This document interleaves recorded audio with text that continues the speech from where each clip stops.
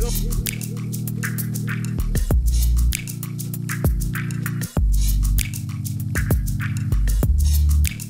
up guys, Josh here, and today we're going to be talking about the Focal Spirit Classic.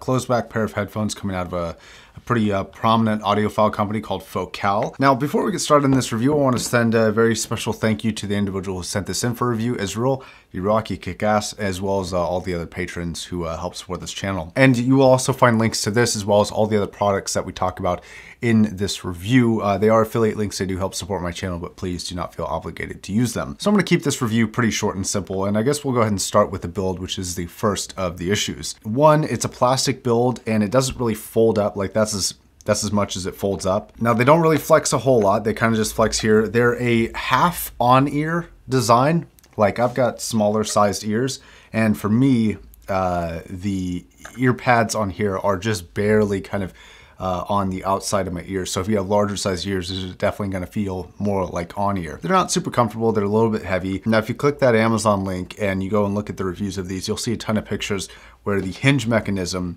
for the ear fold has broken on a lot of units. Doesn't seem to be an issue with this particular one, but it is worth mentioning, and it did seem to happen often enough to be a concern of mine. Now, regarding the power you need to drive the Spirit Classics, they're a 32 ohm headphone and have a sound pressure level of 102 decibels per milliwatt, which basically means that you can just about power them off of anything. I didn't notice much of a benefit going to an amplifier. All right, now before we get into sound quality, I'm going to tell you right away, I'm not going to recommend this headphone for a number of reasons.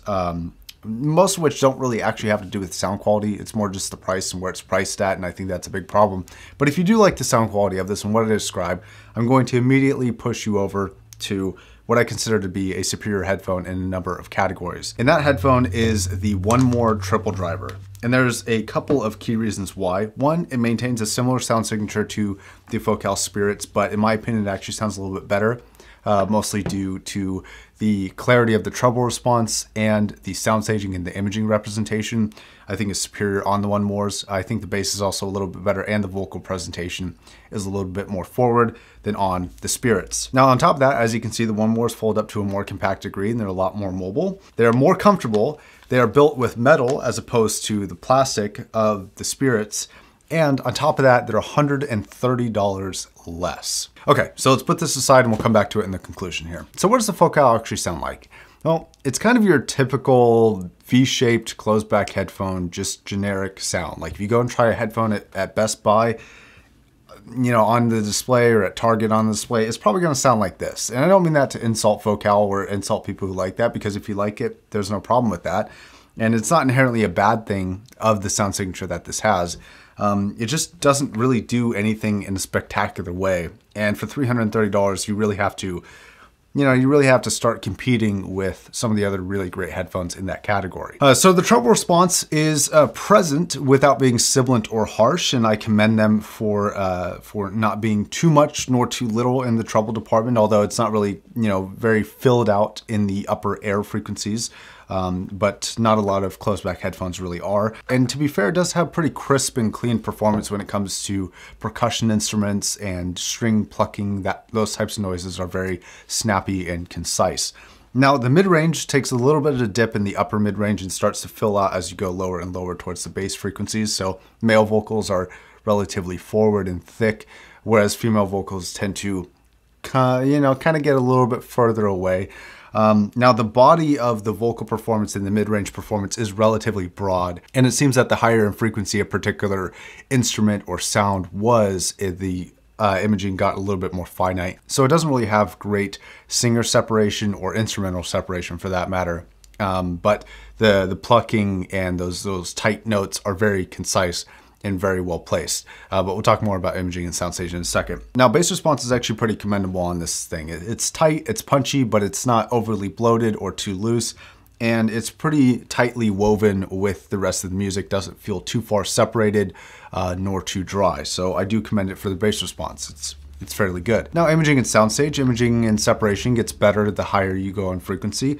Sound staging though on this particular headphone is particularly poor, and that's really where one of the biggest noticeable differences when you switch from the Spirit to the One More over here is you start to get better soundstage representation on the One More as well as a few other benefits. But sound staging is just not very good on the Focal Classics. So my conclusion is simple. It's grossly overpriced. This I could see selling for new. I could recommend it for $150. I think would be a fair price.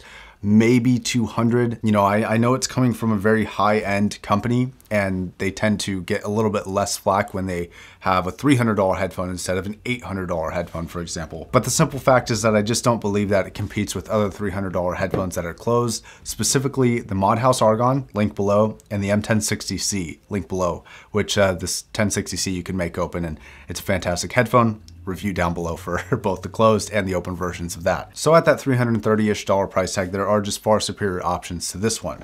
Now, what happens if you like the sound signature that this offers, which I actually personally don't have a problem with. It's a pleasing sound signature. It's just when you start to get into the technicality of everything, it starts to fall a little bit behind. But what happens if you like the sound signature that this offers? Well, that's really where the One More comes in. The One More has just about the same sound signature. It just does everything better. So the treble is more crisp, more forward. The vocals have more presence and texturization in them, and they image and center a little bit better, and they separate more from the background. The soundstage, which just severely lacks, this has pretty good sound staging, especially for a closed back headphone. And it just comes in a better built, cheaper package. But at the end of the day, it just doesn't have anything over the One More. So sorry to make this so short, quick, and concise, but this is not a headphone that I dislike in any capacity. It's just not as good as some of the other offerings.